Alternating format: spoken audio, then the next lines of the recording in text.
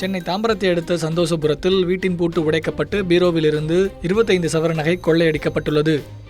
இதுகுறித்து வழக்குப்பதிவு செய்த காவல்துறையினர் விசாரணை மேற்கொண்டு வருகின்றனர். திமுக தலைவர் கருணாநிதியின் பிறந்தநாள் விழாவில் கலந்து கொள்ளாத முன்னாள் மத்திய அமைச்சர் அழகிரியை கண்டித்து மதுரையில் போஸ்டர்கள் ஒட்டப்பட்டதால் பரபரப்பு ஏற்பட்டது. பல்வேறு வாசகங்கள் அடங்கிய அந்த போஸ்டர்களை அழகிரி ஆதரவாளர்கள் கிழித்து எறிந்தனர். சேலம் மாவட்டம் ஆத்தூரில் புதிய பேருந்து நிலையத்தை திறக்க வலியுறுத்தி திமுக கவுன்சிலர்கள் கண்களில் கருப்பு துணி கட்டி நகராட்சி கூட்டத்தில் பங்கேற்றனர். பேருந்து நிலையம் புதுப்பிக்கப்பட்டும் திறக்கப்படாததால் வியாபாரிகள் பாதிக்கப்பட்டுள்ளதாக புகார் எழுந்துள்ளது. கரூர் அருகே உள்ள கட்டாங்காடு கிராமத்தில் திடீரென ஏற்பட்ட உயர் மின்னழுத்தத்தால் 30க்கும் மேற்பட்ட வீடுகளில் இருந்த டிவி, ஃபேன், கிரைண்டர், ஃப்ரிட்ஜ் உள்ளிட்ட மின்சாதன பொருட்கள் சேதமடைந்தன. இந்த பிரச்சினைக்கு உடனடி தீர்வு காண வேண்டும் என்று கிராம மக்கள் வலியுறுத்தி உள்ளனர்.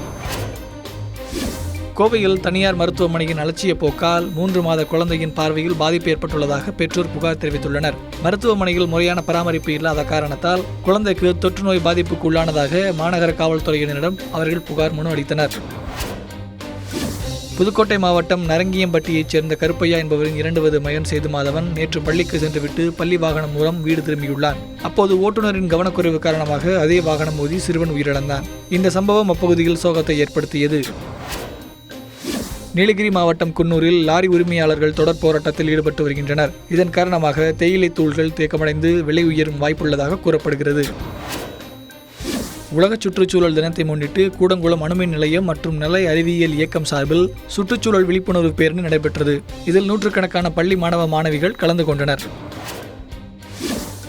ராமேஸ்வரம் ராமநாத சுவாமி கோயிலில் ராமலிங்க பிரதிஷ்டை விழா தொடங்கியது. இதையொட்டி கோயிலில் இருந்து புறப்பட்ட ஸ்ரீராமபிரான் 4 வீதிகள் வழியாக வலம் வந்து திட்டக்குடி சந்திப்பில் ராவணனை சம்ஹாரம் செய்யும் நிகழ்ச்சி நடைபெற்றது. ஏராளமான பக்தர்கள் இதனை கண்டு ரசித்தனர். நாகை மாவட்டம் மயிலாடுதுறை அருகே முத்துமாரியம்மன் கோயில் திருவிழாவையொட்டி தீமிதி நிகழ்ச்சி நடைபெற்றது. விழாவில் பக்தர்கள் அலகு குத்தி காவடி எடுத்து நேர்த்திக் கடனை செலுத்தினர்.